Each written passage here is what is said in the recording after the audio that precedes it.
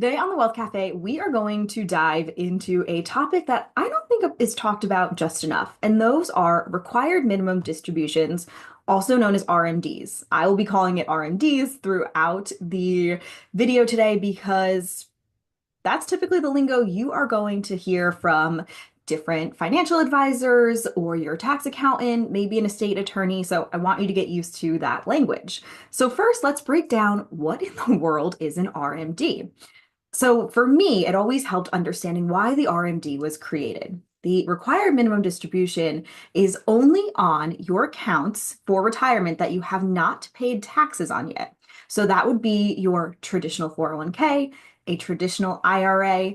This does not apply to your Roth IRA. And the reason being is the government wants their money, right? You haven't paid taxes on this money. And so the RMD forces you at a certain age, which we'll go over shortly, the RMD forces you to take out funds when you hit a certain age. They want to be paid taxes on that money.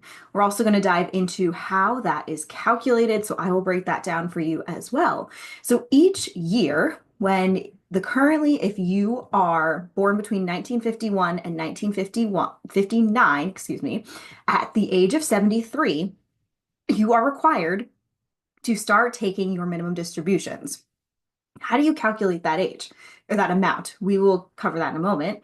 And if you are born 1960 or later, you have until 75 to take out that amount. The reason those ages have shifted recently, we're living longer, right? I'm sure many of us can sit here and say that we have relatives, whether grandparents, parents, aunts, uncles, you name it, that have lived into their late 90s or even past 100 years old. So this number has shifted. We may even continue to see it grow in the future. So make sure you're following up and keeping an eye on what that age is.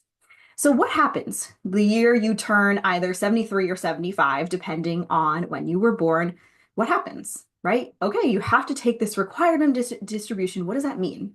So I'm going to give you a little example on how this is calculated. Let's say you have a traditional 401k that is $1 million in value.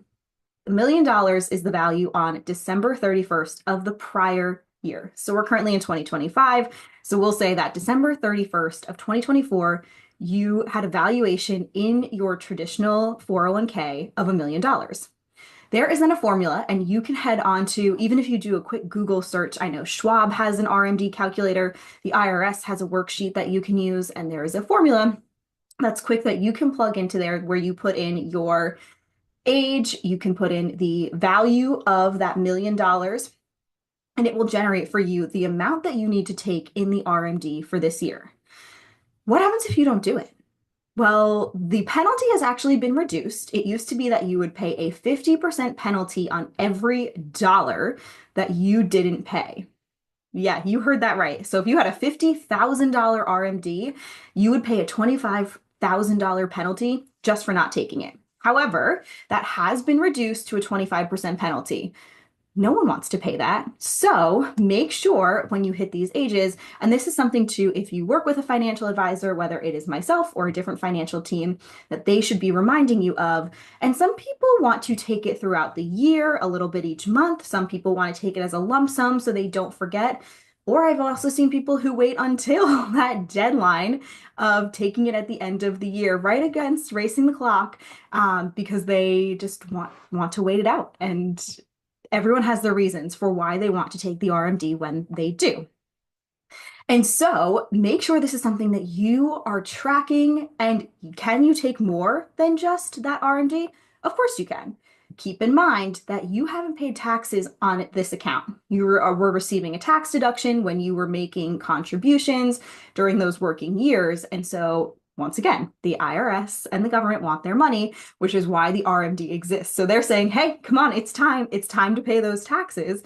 And so every dollar that you take out of there is going to be taxed as ordinary income. So keep in mind when you are looking at your Social Security for that year, your RMDs, balancing all of that out, that's going to be your taxable income for the year.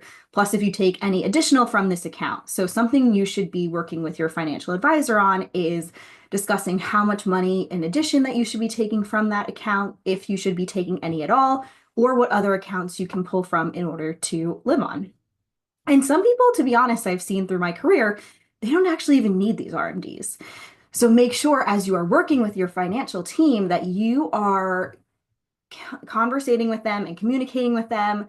How are you using this RMD? Is this money that I have clients who the RMD is a good chunk of money that they use to live off of, and that's how they live. I've seen other clients where they don't really need the RMD and are just taking it to avoid that now 25% penalty. But make sure you're communicating that to your advisor. They might tell you that if you're not living off of this money, here are some other ways and strategies that you can use in order to keep that money growing. You could be doing gifting. So tell them how you are utilizing that money, or if you're not utilizing it at all. I hope this was helpful in breaking down what the RMD is. It's something that I just don't think is talked about enough, and especially has seen a lot of changes over the last couple of years. If any changes continue to happen and evolve, I will make sure we have a updated video here on the Wealth Cafe, and I cannot wait to see you again next week.